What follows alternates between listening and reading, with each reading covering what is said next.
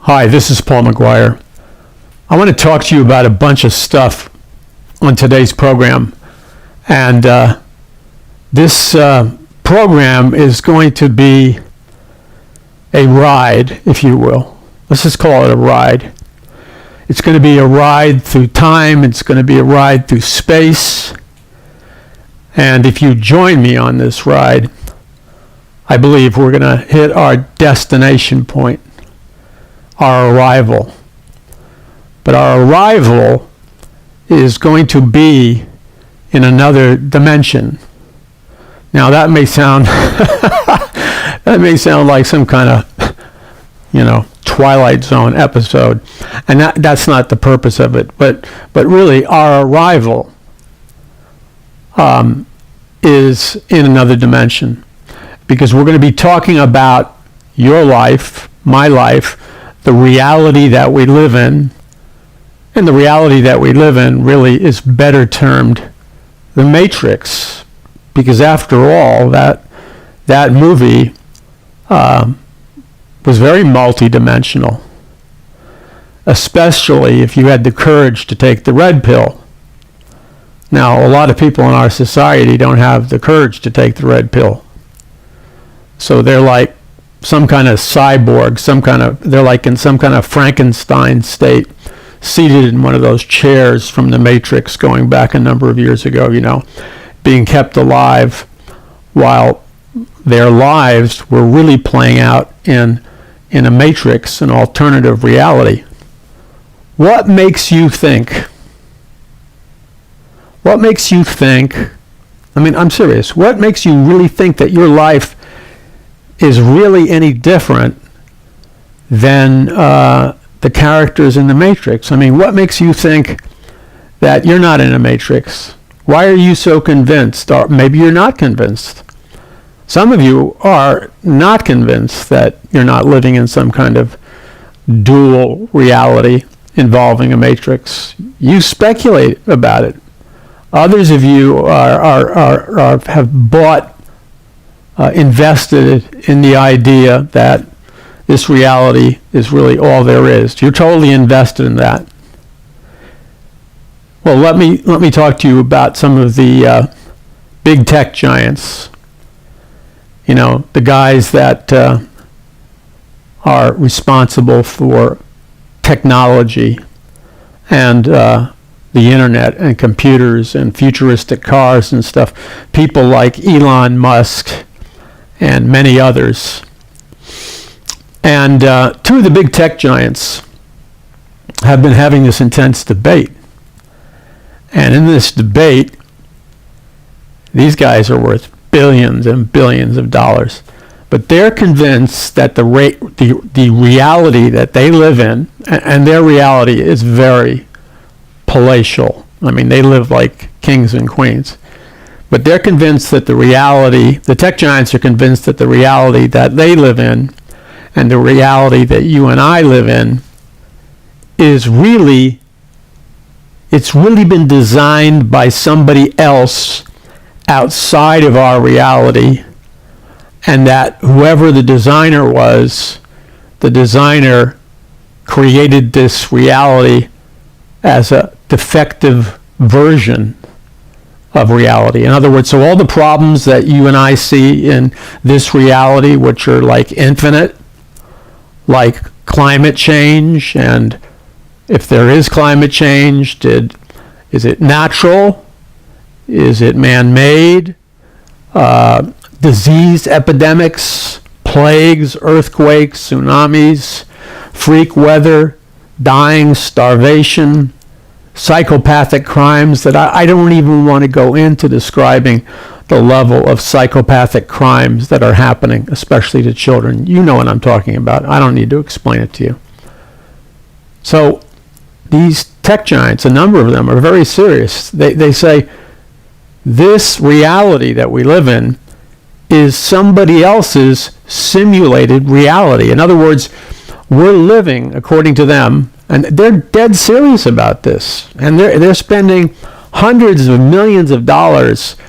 They've invested hundreds of millions of dollars in researching this, and they're convinced that the reality that you and I live in, that they live in, is designed by somebody else, and it's a defective version of reality. It's an artificial reality that's defective. And the only way we can solve life's problems is to reboot this reality, which I guess involves crashing this artificial reality grid that we live in and making the necessary changes. And they're talking about big changes. They're talking about totally rewriting the programming language, totally rewriting the code for reality or life. I mean, just think about that.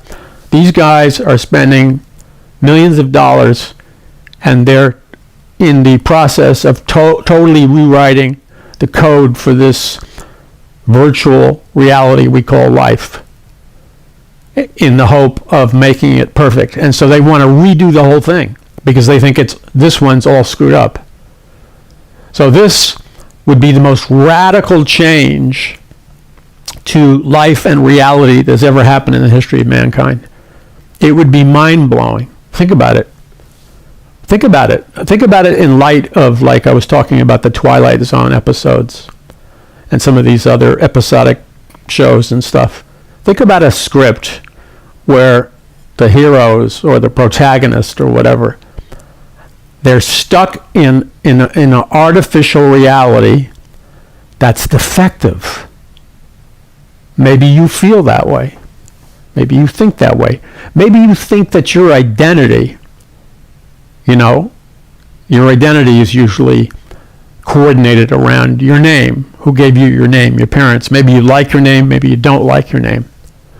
So let's throw out 5 or 6 names. Let's say your name is Meredith. Let's say your name is Terrence. Let's say your name is Brad or Heather, or I don't know, it could be any number of names. And that's your so-called identity. It revolves around your name. And so you play a role in this virtual reality. It's just like if you go on the internet, you can join all these virtual fantasy worlds. You can live in the time of knights and maidens and fairies and dragons and stuff, and do battle and romance and God knows what else in these virtual worlds. And some people spend more time living in their virtual identities in a virtual world than they do in their real life, because their real life stinks. They hate their real lives. But their virtual identity and their virtual world is fun. Now, some people hop around the internet and they join multiple virtual worlds. Some virtual worlds take place, 3,000 years into the future. Some virtual worlds are oriented around particular lifestyles, sexual lifestyles, pleasures, motorcycles, art, whole virtual worlds that revolve around these things. And people have identities. People have totally fictional jobs. Some of them are CEOs of companies bigger than Facebook and Google and Tesla and stuff in their virtual worlds. They have a staff of 500 people, and they're living the life in their virtual world. Now, all this technology has just begun to take off. We see the invention and the marketing and the distribution of the first series that they've been out for a number of years now, the virtual reality goggles. And people are wearing these virtual reality goggles, and some people's cell phones function as virtual reality goggles, and virtual reality sound, where you have a spectrum of sound way beyond stereo, left and right. You have, like in a movie theater, you have sound behind you, sound over to the side.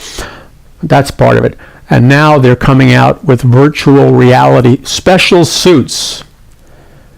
And the reason that I'm so into this right now is I've just finished writing my latest brand new book called The Greatest Battle for the Hearts and Minds of Mankind in the History of the World. This book is going to blow your mind. This book will be the equivalent of getting into a NASA space rocket or a SpaceX rocket and blasting out of the atmosphere. That's the equivalent of what my brand new book, The Greatest Battle for the Hearts and Minds of Mankind, will do. It's going to be the equivalent of, and I deal with all of this stuff I'm talking about in the book, these tech giants that I'm talking about who believe that we live in a defective artificial reality.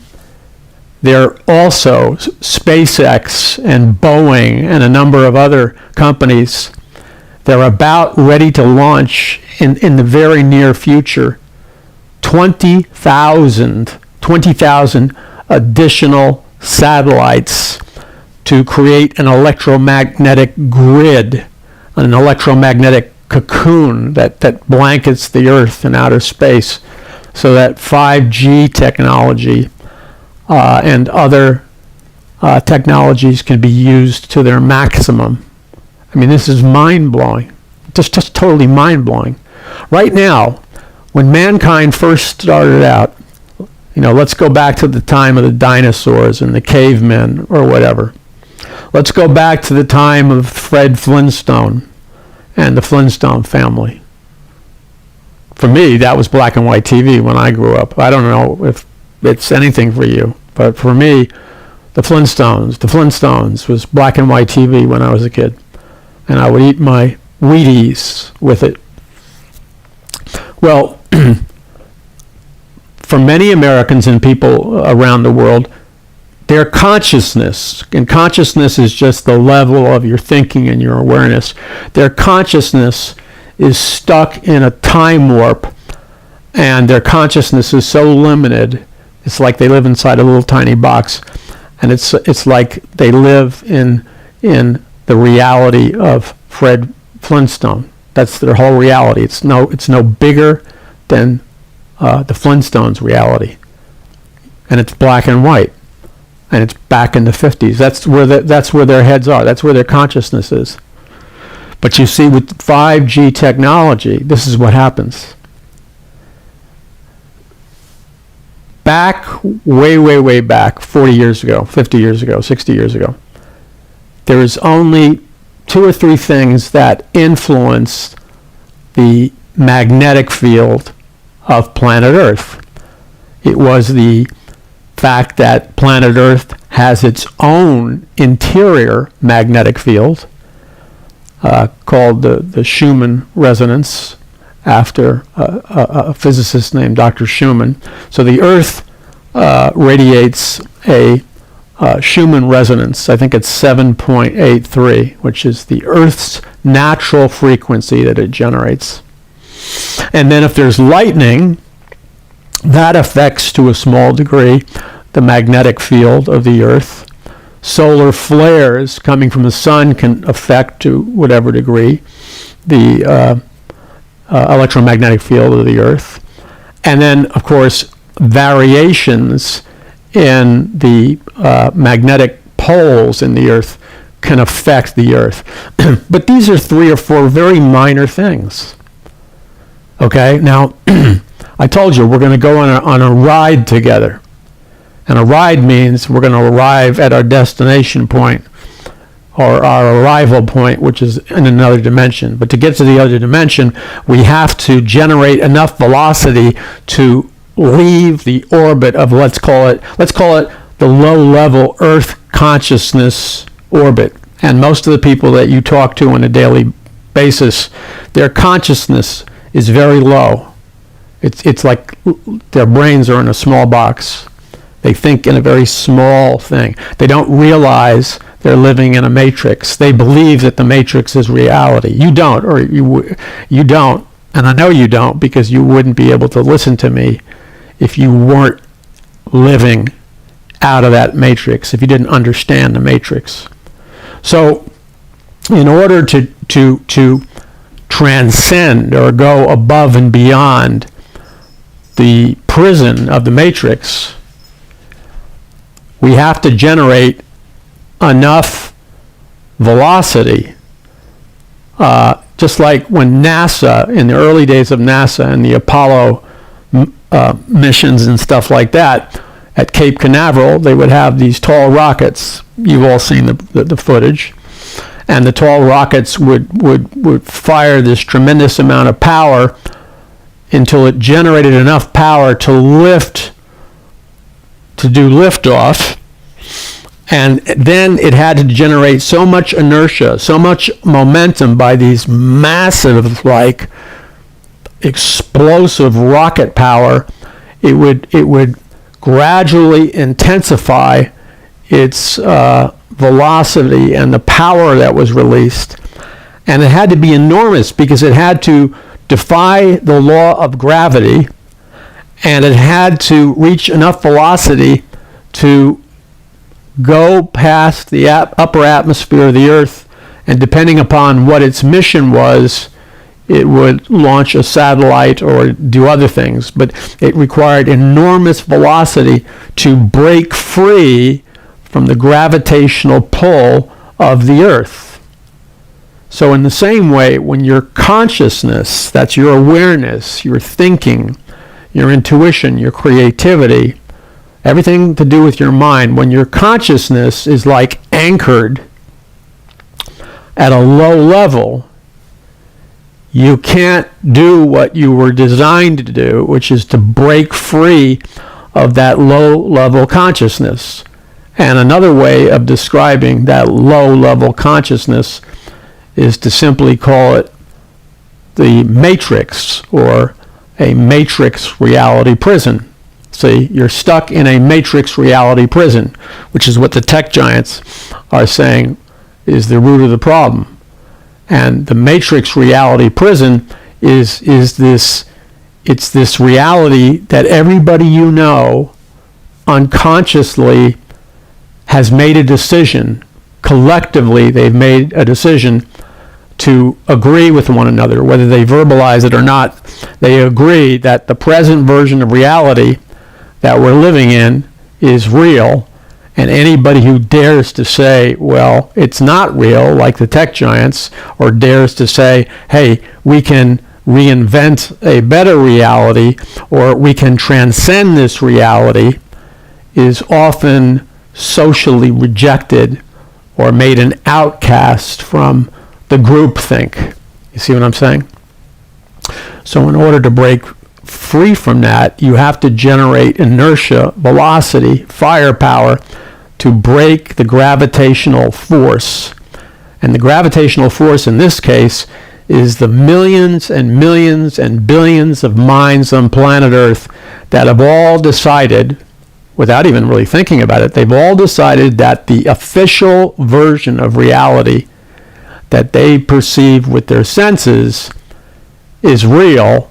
And if anybody comes along and suggests that there may be a different form or a better form of reality, they get rejected. See how that works? So that's what really what we're dealing with here. And so when I began the program by throwing this out to you, like, the most important question anybody could possibly ask about themselves, about their identity and their reality is these questions. Why am I alive? What is my purpose in life? And what am I doing here on planet Earth? And you see, if you don't know the answer to those three questions, how can you possibly be free of the matrix? Because if you have not gone beyond and answered those questions, if you have not transcended those questions, like, why am I alive? What is my purpose in life? And what am I doing here on planet Earth? If you have never gone beyond those questions, or asked those questions, or kept those questions as shut doors in your mind, I'll tell you where you are. And you need to know it, and you need to look in the mirror and face it. If you have not answered those three questions, you are in a full-on, in-your-face, matrix reality prison. That's exactly where you are. You're in a matrix reality prison. Now, the most sophisticated technological prisons in the world exist in the United States. They're called supermax prisons. They're impossible to break out of. They've got technology everywhere. And it's like, what they are is they're like science fiction prisons, these supermax prisons.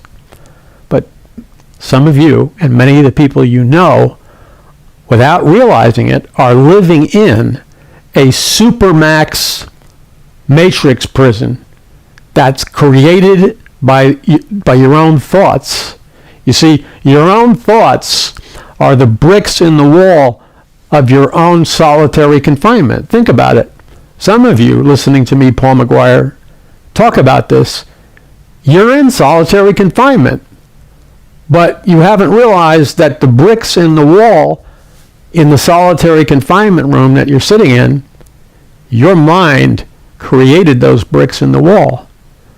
But if you were to transcend that programming, because you see, you were programmed to accept that, if you were to transcend that programming, you would realize those bricks in the wall can disappear, and what appears to be a wall can actually morph into a door. And there's a way in, and there's a way out, and we're going to get there. I'm Paul McGuire. Visit paulmcguire.us. That's paulmcguire.us. We're going to take this ride further.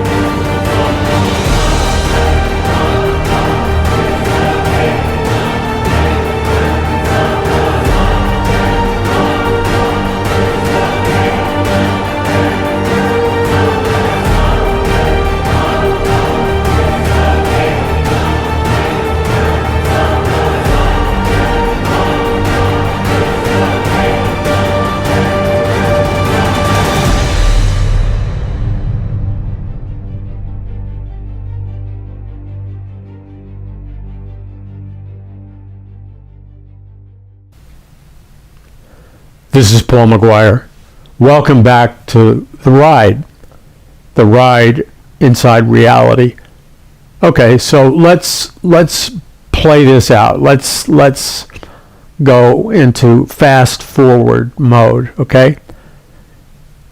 One day you were born. You don't remember when you were born, but you were told by your mother or somebody that you were born. And theoretically, you were born in a hospital. And theoretically, you came out of your mother's womb, unless you were adopted and born through another mother. And maybe you saw pictures of that, okay? So one day you were not in this reality, and one day you were in this reality. But you came out in a form that you don't look like anymore. You came out in the form of a little baby. And in fact, they cut the umbilical cord. And you had to learn how to speak and talk and walk and not wear diapers and stuff like that. So where were you? Where were you before you were in your mother's womb and before you came out of your mother's womb into this world? Well, it's very interesting. There's a book this book is probably the most censored book in America right now. In fact, I would say this book is probably the most censored book in the world right now. And it's probably not a book you would think would be the most censored book in the world. You can show anything of, for example, a sexual nature, and it's not going to be censored. You can show and display all kinds of religious, spiritual books, political books, and it's probably not going to get censored. But there's one book that is subject to more censorship than any other book, and that is the Bible, the Old Testament and the New Testament. And to prove to you for a moment just how heavy-duty the censorship is surrounding the Bible, let me throw something out to you. Let me ask you a question. How many of you, now some of you have because of your parents or choices you made, but the average person living in America, the overwhelming majority of them, have never even read the Bible. Never picked it up and read it. Maybe they saw a Bible verse on a Christmas card or something. And there are many people who have read the Bible, but the overwhelming majority of people in America have never read the Bible. Why? Because they've never been allowed to be exposed to it. And whenever somebody has attempted to expose to them the words in the Bible, they get a fine, they're thrown out of school, they're fired from a job, it just doesn't show up on television, it's censored from the internet. Why is it? Why is it? Because it's religion? Is the Bible just a book about religion and religious values and religious teachings? Because if that's all the Bible was really about, there would be no reason to censor it. And the proof of the fact that it's being censored like no other book is the fact that very few people have actually read it, or if they've read it, they've only read small little pieces. So what is so threatening? What is so X-rated about the Bible that it has to be censored from everybody? Let me throw something else out. If the Bible was just like a book written by superstitious idiot fools, then you just show it. You would circulate it and let people laugh, and that would be the end of it, because it's just harmless. It's so stupid that it's harmless. The only time people overreact to something is whenever that something represents a threat to them. See? And so if the Bible was just a man-made stupid book for the reading of stupid people and stupid religious people, it wouldn't be threatening. In fact, you would encourage people to read it because it would kill religion. If you wanted to kill, let's say, the Christian religion, if you wanted to put an end to the Christian religion, the best way to do it is to circulate the Bible, because if, as they say, the Bible is just so idiotic, preposterous, such a big fairy tale, such a big mythology, if that's all it was, the best thing you could do would be to get people to read it, because they would flee from the Christian religion. They would laugh it off, and that's the end of it. You destroy Christianity. So why this intense militancy, this intense censorship? What is it about the Bible that's so threatening to our society? When I say our society, the power centers of our society, the people who control the matrix, the people who control the artificial reality that we're living in. What is so dangerous to them about the Bible? I mean, you can read the story of Hare Krishna, the story of this prophet. You can read about Buddha. The Egyptian Book of the Dead. I mean, you can do anything you want, and nobody cares. But the Bible, people get really crazy over. Why is that? Why is that? Could it be that everything that you have been told about the Bible, Old Testament and New Testament, could it be that everything you've been told about the Bible is a total lie and a total fantasy, and everything you've been told about the Bible is completely false and untrue? Just hypothetically, could that be? And could it be that the Bible is not just a religious book for religious morons, but could it be that the Bible is the single most dangerous book ever written in the history of the human race? Because the way people treat the Bible in terms of their reaction, their hatred, their negativity is so intense that one would have to think that the Bible is the greatest threat that there is. Otherwise, why the reaction? Why the censorship? So is the Bible the greatest threat to mankind in the history of the world? And I'm not talking about religion. Religion is not the greatest threat to mankind. The Christian religion is definitely not the greatest threat to mankind in the history of the world. There's churches on every corner in America. They're a threat to nobody. Most of them are empty. Their influence doesn't go beyond the four walls of the church. So the Christian religion is obviously not the greatest threat to reality, but the Bible must be, because it's censored everywhere, even in churches. So what is it about the Bible that makes it the greatest threat to mankind? Could it be that the Bible is a matrix breaker? Could it be that the way most religious people read the Bible is they read it from some kind of fantasy perspective? But could it be, when you decode the Bible and you read it in its pure decoded sense, that the Bible has the power in it, that the Bible is a multi-dimensional communication from extra-dimensional and interdimensional being outside of the prison matrix reality that we live in? Let's just check that out hypothetically. Could it be that the Bible is an extra-dimensional, interdimensional, extraterrestrial communication from beyond and outside of the matrix prison reality that we live in?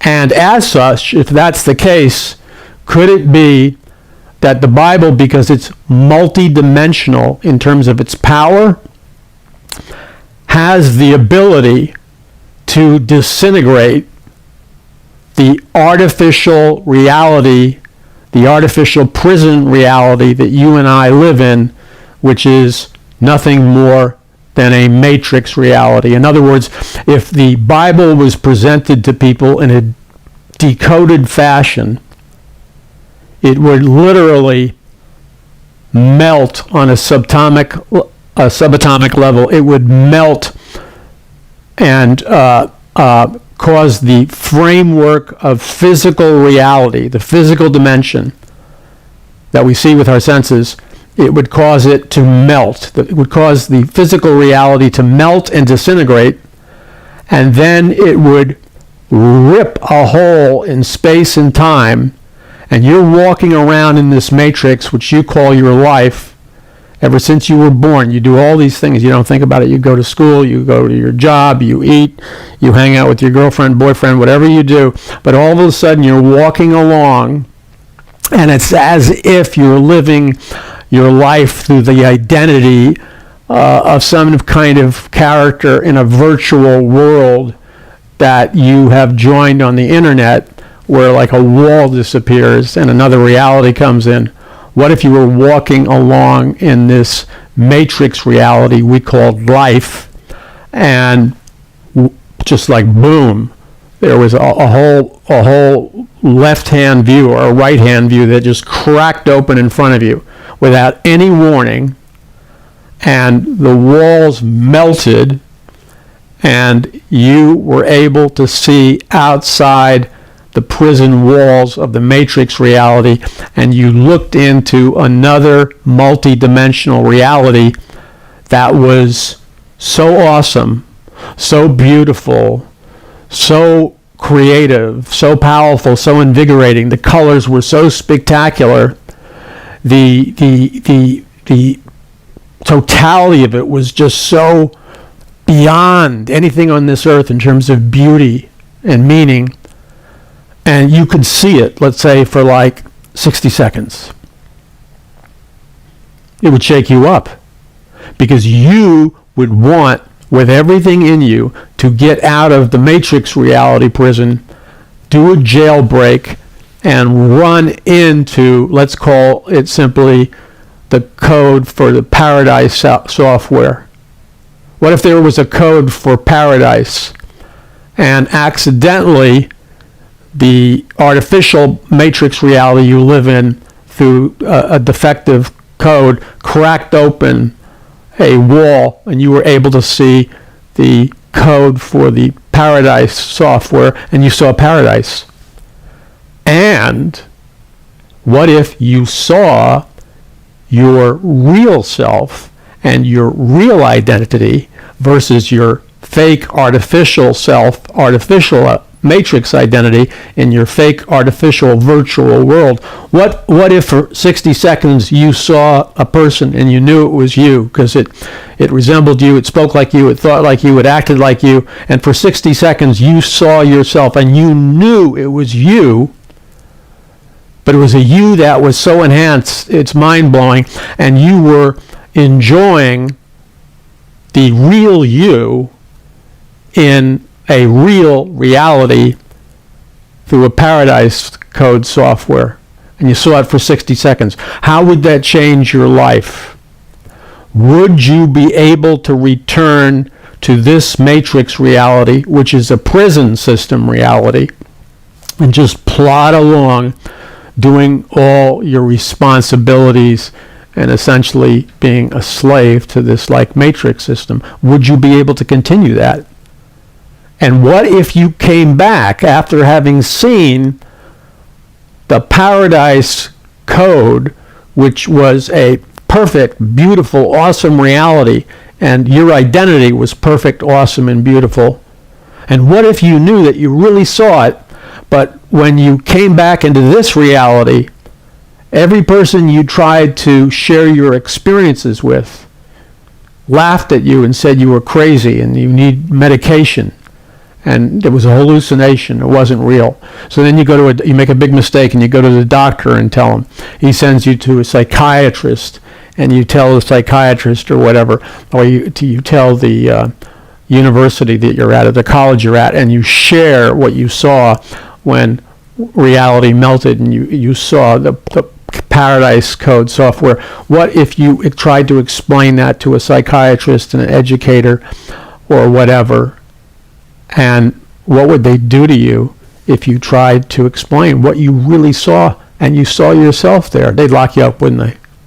They'd shoot you up with tranquilizers. They'd lock you up and tell you you had a momentary lapse into insanity, that you had temporary psychosis.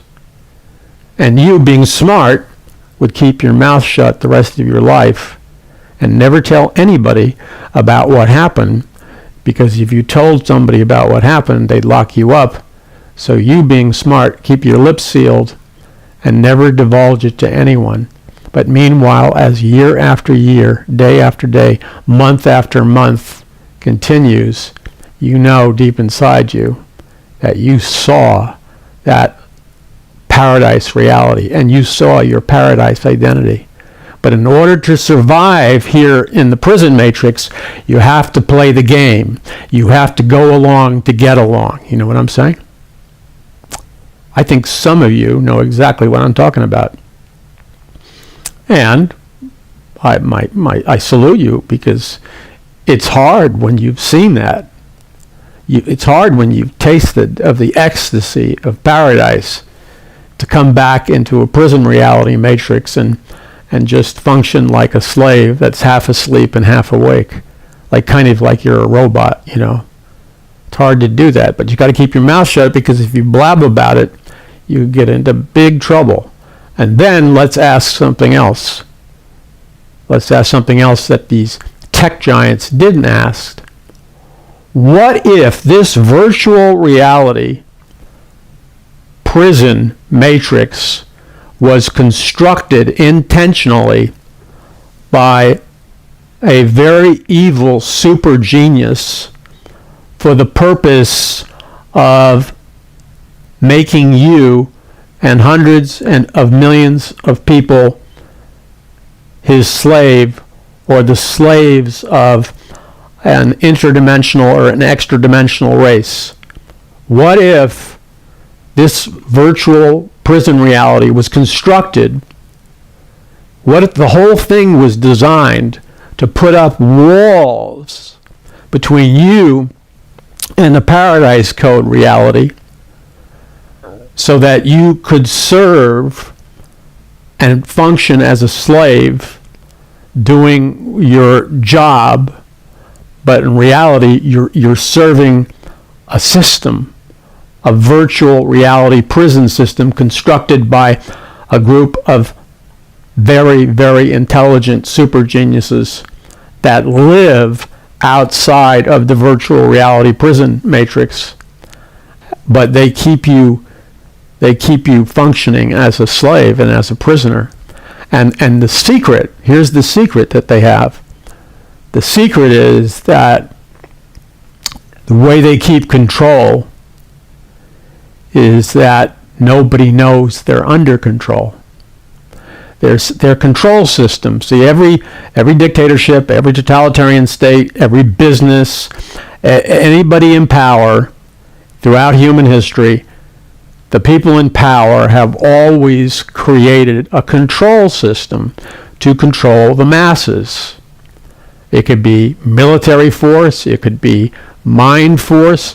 What if you were functioning as a worker or a slave in someone else's artificial reality, but you were programmed from childhood to have no awareness of the fact that your real identity was stolen from you, and that you have been given a false identity as a slave, and that what you think is freedom and fun, your whole life is nothing more than you're a slave. But the key to making you an efficient slave is you have no awareness, no consciousness, no ability to think or perceive or understand the truth, which is that you are a slave. The secret of their control mechanism is to, in a sense, hypnotize you into not knowing you're a slave. So you have a smile on your face, you go through the motions, you don't question it, because everybody around you has also been programmed to be a slave, and they're all happy, and they call it normal. They call it being normal. But what if being normal was really a code for being a slave? What if what everybody agreed upon collectively as being normal was in reality being a slave? What if you are in a slave system? What if you are? And what if somebody was to unlock the door of your mind or consciousness for maybe 60 seconds, and you saw what was on the other side of those prison walls, and it was the most beautiful, awesome world that you ever saw, and you saw yourself having a place in it, you would never be satisfied being a slave again, would you? So you can see just how dangerous it is to, let's call them the puppet masters or the controllers. They don't want you above anything. They don't want you exposed to the truth. And there's the truth that we can see through our senses, in nature. There's truth coming at us from nature, because nature's not made by man. And there's truth coming at us through an ancient book called the Bible. But most people are programmed. They're hypnotically programmed that when they hear the word Bible, instantly they don't want it. It's religious. It's stupid. It's dumb. It's repressive. It's hateful. Blah, blah, blah, blah, blah, blah. So the walls shut down, and they can't even look at the Bible because they've been programmed, hypnotically programmed, to perceive the Bible as an instrument of oppression. But what if it wasn't an instrument of oppression? What if it was just a key to unlock the prison door and get out of the prison matrix of reality? I'm Paul McGuire. We're going to continue on this ride till we get to the destination, to the arrival point. And the arrival point, I promise you, is outside of this dimension. By the way, you can visit paulmcguire.us. That's paulmcguire.us.